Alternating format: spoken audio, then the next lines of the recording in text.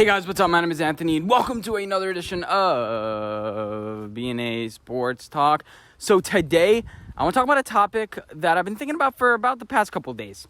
So, the New England Patriots, obviously last year went 7-9. Fairly impressive record based on what they were dealing with all the opt-outs, losing Tom Brady.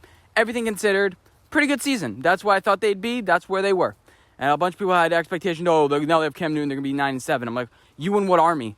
What weapons does he have to throw to? Offensive line, I thought would regress. Actually did pretty good without Dante Scarnecchia because Bill Belichick is a good coach. But this year they drafted, I don't want to call it the heir apparent to Tom Brady, but a Tom Brady-esque player. Now, he's always going to be compared to Tom Brady. That's just what it is. His play style, even somewhat of his demeanor, his body, the way he plays, can shuffle around the pocket a little bit. It's not going to be overly athletic, but can execute an offense. Not the strongest arm, but an underrated arm. And in college played for, a pretty a power team. The difference is, does he have a chip on his shoulder?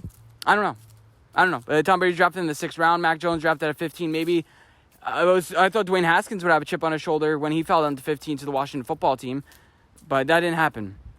And I'm really interested, not just the long term, this year, what's going to happen with them. How are they going to implement them, and how are they going to do this season? And I think the blueprint is a little bit with Tua Tagovailoa, who was the second quarterback last year, who fell a little bit in mind's eye because he was supposed to be the number one pick. He was the guy. Mac Jones was coming up in the rankings. Whatever.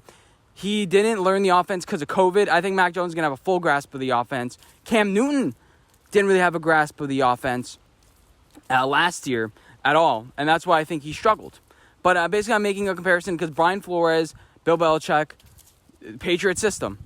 And you all of a sudden, you had Tua being pulled out of games because he wasn't playing well and he didn't understand the offense that much. They had to keep it simple, and that puts everybody at risk.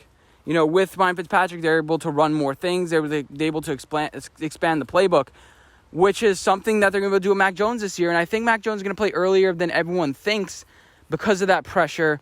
Especially if they start off a little bit rough. Now, I did a little bit of a study with Cam Newton. I said, okay, let's take his bad games and then his good games. And let's see the defense that they played against, the teams, everything like that. So the good games, the games he played pretty well against, I have it written down here. Just give me 1 second. Here we go.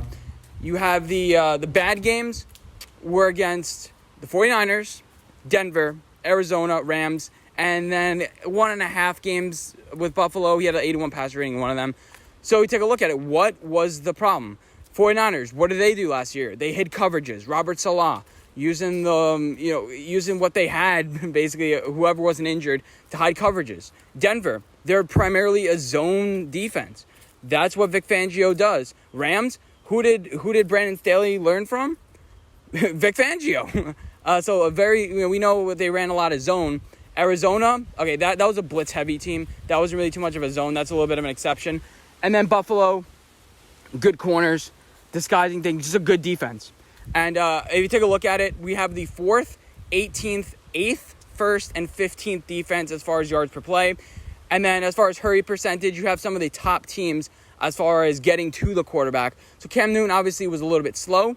Then the good games, you played the Jets twice, Miami twice. Jets were the 20th best defense. Miami, believe it or not, was the 25th as far as yards per play. I was kind of surprised by that. What they're known for is corners. They blitz. They're versatile. That amoeba defense. The Jets, that was a little bit of an exception. But the thing is, Bill Belichick knows Miami. He knows the system. So I think you can kind of get rid of that. The Jets had a bad secondary. Seattle, they were ranked 16th at the end of the year in yards per play and 17th as far as hurry percentage. But that was after, the last 8 weeks they started playing well. They played Seattle earlier in the year when they were letting up, 40 points to everybody. And then Houston, we all know, they suck. So he played good against the bad defenses that didn't really hide anything. They knew what to expect. And his bad games are mostly against good defenses that were disguising coverages. So why does this matter?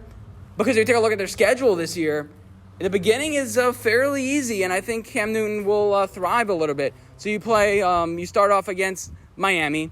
That defense is going to be better, but you already kind of know that defense. The Jets, they didn't really add a lot of corner help. I mean, Robert Salah, in new coaching, do you think they're going to be able to get it together that quickly? Then the Saints lost a bunch of defensive players. really known for their offense. The Buccaneers, okay, that's a good team. You know, they need to get better with man coverage, but their zone coverage is really good.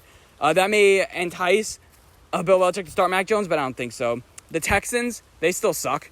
The Cowboys, Dan Quinn, that could be an interesting game. You have they're going to run a versatile scheme where there are no players, like no assigned players or whatever it is. They're going to run Dan Quinn's scheme, whatever that means. It wasn't successful in Atlanta. Then you have the Jets.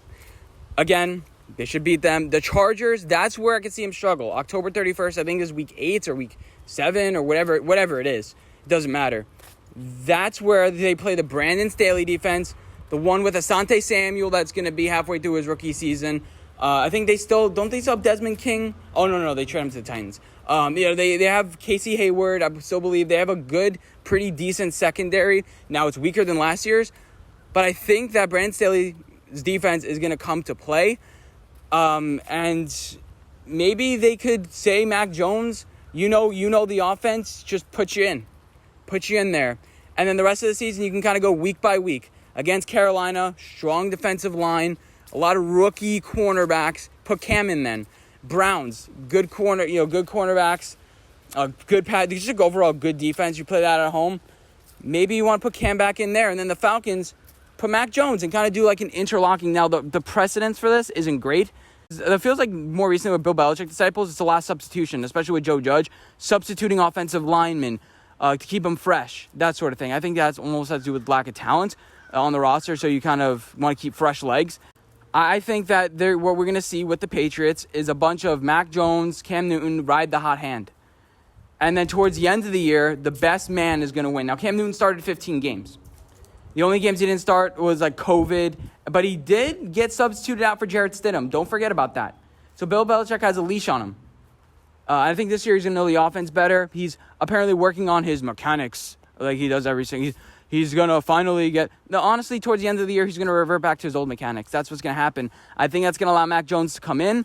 I think the Patriots are a 10-7, 11-6 team.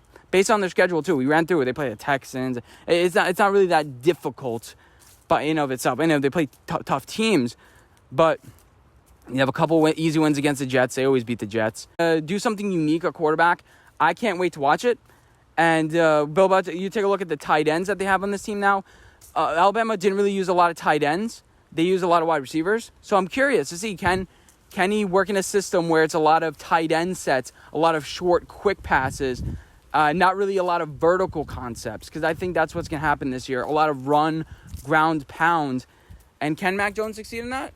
I don't know. But, that's my theory of the day. And I was about to do, like, a different topic, and then I realized I'm 8 minutes in. I don't know where the frick time went, but apparently it's gone. I think the Patriots have a good chance to win the division this year. They're, like, plus 300. I would take a bet on that. I do not doubt Bill Belichick. And, with quarterbacks to take that 1 year leap, Carson Wentz, he got injured after he took the 1 year leap, but, he took the 1 year leap and then kind of resolved back to normal. The thing is, Bills have, like, a good pass rush now. But I don't want to... I start rambling on and on and on. Do we trust that offensive line? What do they do at running back? I don't think much. I think they still have Zach Moss and the other guy, Singletary. But... yeah, it was last year a little bit of a mirage. I don't know. But they did lose a Hail Mary to the Cardinals, so maybe it's the other way. But hope you guys did enjoy this video. Get on with the rest of your day. Hope you guys did enjoy, and I'll see you guys in my next video. Bye, guys.